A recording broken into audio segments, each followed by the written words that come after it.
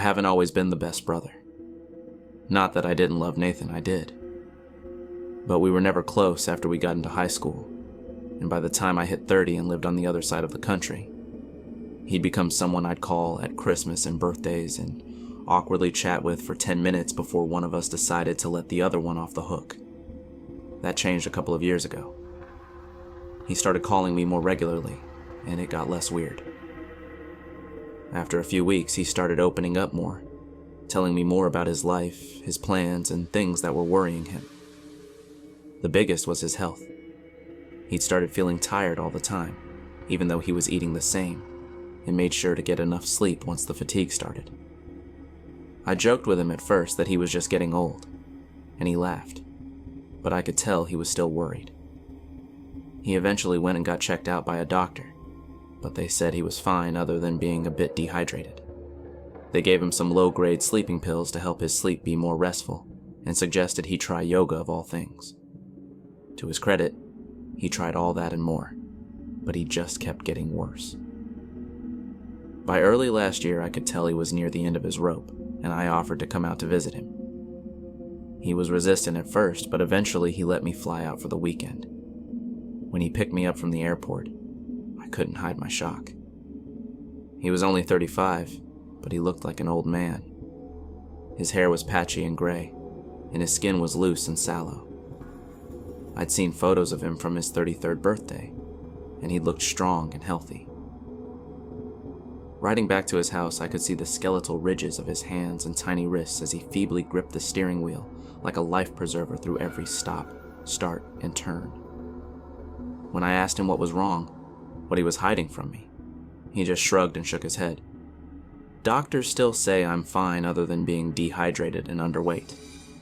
They claim I'm exercising too much, but Don, I swear I'm not. I haven't been to a gym in over a year. He gave a dry laugh. Too tired. I just stared at him. Nate, this isn't exercising too much. You need to see a different doctor. Not trying to be shitty, but you look really bad, like you've aged a lot. When he glanced over at me, there were tears in his eyes. I know. Of course I know. But I've seen 5 doctors and they all say they can't find anything wrong. When I point out how I look, they just shrug it off. Say I'm probably putting my body under too much strain with my exercise regime. He snorted. One of them actually suggested all I needed was a vacation and some hair dye. I frowned at him. Are you not drinking enough? I mean, that can mess you up, right? And they say you're dehydrated. He shrugged as he grabbed a sports bottle from between the seats and took a huge gulp. A year ago, I started drinking 100 ounces of water a day. Now I'm up to 200. Nothing helps. Can you think of anything else that could be causing it?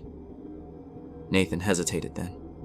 He seemed about to say something more, but then he thought better of it and shook his head. Nothing. That makes sense. I didn't push it then, and when I did push it on the way back to the airport 2 days later, Nathan resisted, told me he appreciated my concern and the visit, but it was just something he was going to have to power through.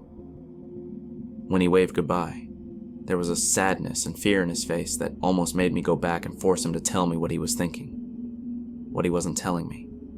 But even then, we weren't close enough that I was comfortable doing that. I told myself he had a right to have his privacy, and the best thing I could do was be supportive. I kept talking to him regularly up until the time he was found dead in his yard 2 months ago. We were told that the cause of death was cardiac arrest brought on by extreme exhaustion and dehydration. A few weeks later, when I was helping my parents sort through all Nate's stuff, I found a letter he'd written to me back weeks before he died, but never sent.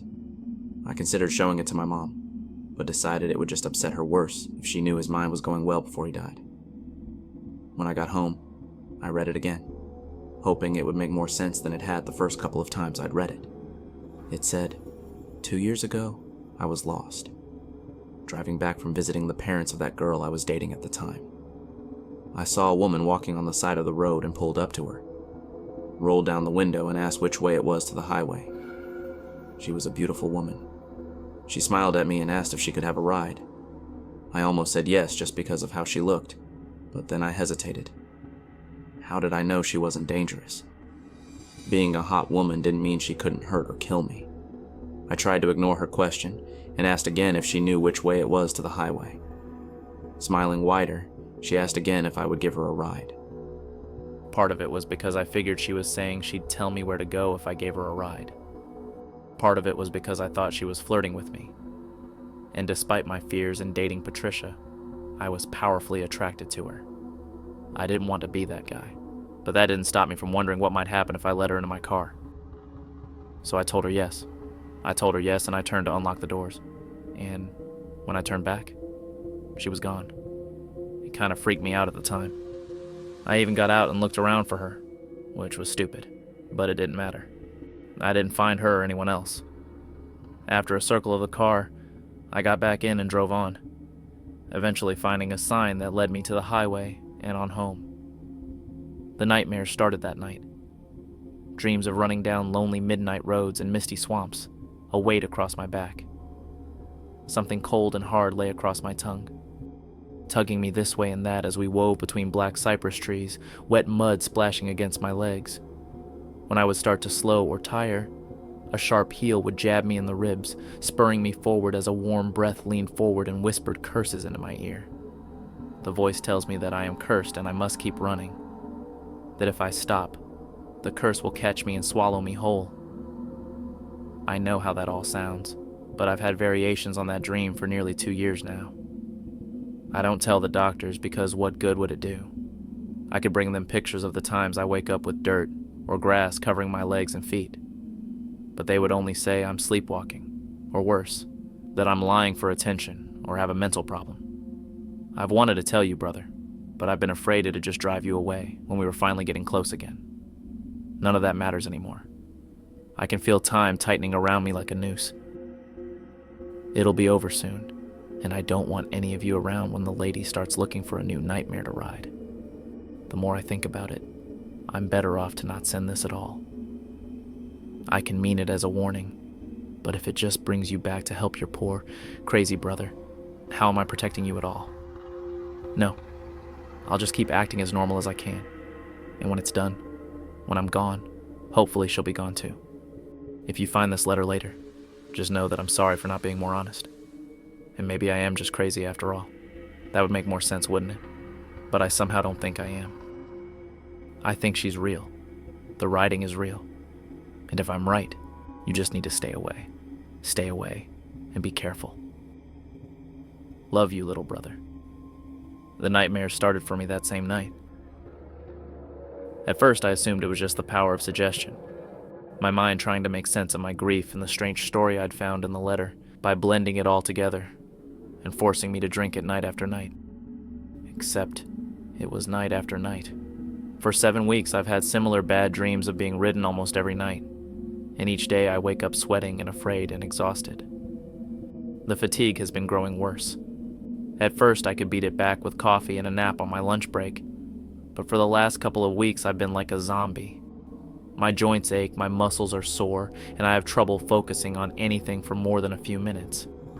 I've been seriously considering going to the doctor and trying to decide how much to tell them when I go.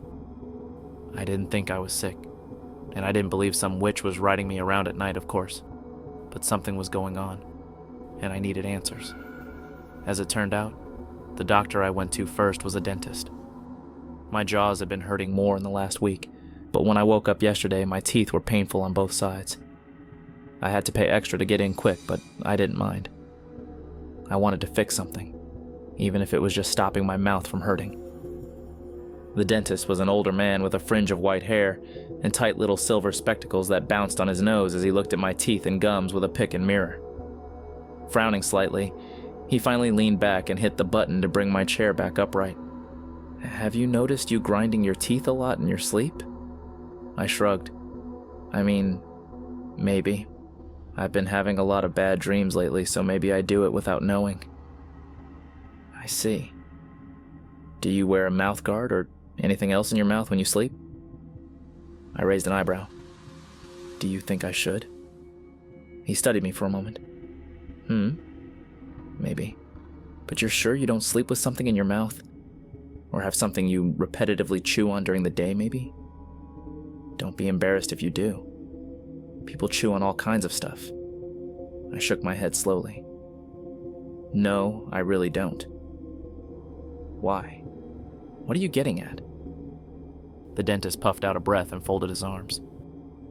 Normally, when someone is grinding their teeth at night, the wear and tear is going to look one of several ways depending on the shape of their teeth, the shape of their mouth and jaw, and how they're grinding it all together. But yours, you do have spots where I see abnormal wear, but not like I'd expect from you grinding your teeth. It reminds me of... He gave a laugh and stopped himself, shaking his head. What? I could feel myself growing irritated and nervous. It reminds you of what? Looking more serious, he gave a slight nod. It's silly, but okay. My father was a vet and a horse breeder. For a long time, I thought I was going to be a vet too. And growing up, I helped my dad a lot with our animals and those that came to him for treatment. One of the things that we saw a lot was called bit wear. My heart was pounding now. What's that? Well, you know when you ride a horse? A lot of times they have a metal bit in their mouth to help control them. It sounds bad maybe, but it's not a cruel thing if the bit is worn and used properly. Still, over time the metal of the bit will wear away at the teeth where it sits and rubs. Creates a little bevel on both sides where it hits the teeth the most. He smiled. Now our mouths are different than horse mouths. But if I didn't know better, I'd say what I was seeing in your mouth was bit wear. It's the same area on both sides of your mouth, both top and bottom, like you've been biting down on a bit. I tried to swallow. That's so weird. He started jotting a note down. Well, I'll get you fitted for a night mouth guard. That'll probably fix it up. Glancing back up at me, he chuckled. And if someone is riding you, tell them you need a break from time to time. I felt my skin grow cold as I offered him a weak smile. I'll try, but I don't think she'll listen. Well, my friends, we've reached the end of tonight's chilling tale. I hope you've enjoyed our descent into darkness and that you'll carry a piece of the terrible times with you. As you drift into uneasy dreams, don't forget to like this video, share it with others who crave a good scare, and subscribe to more haunting horrors. Hit the bell notification for another frightful update, and see you in the next video.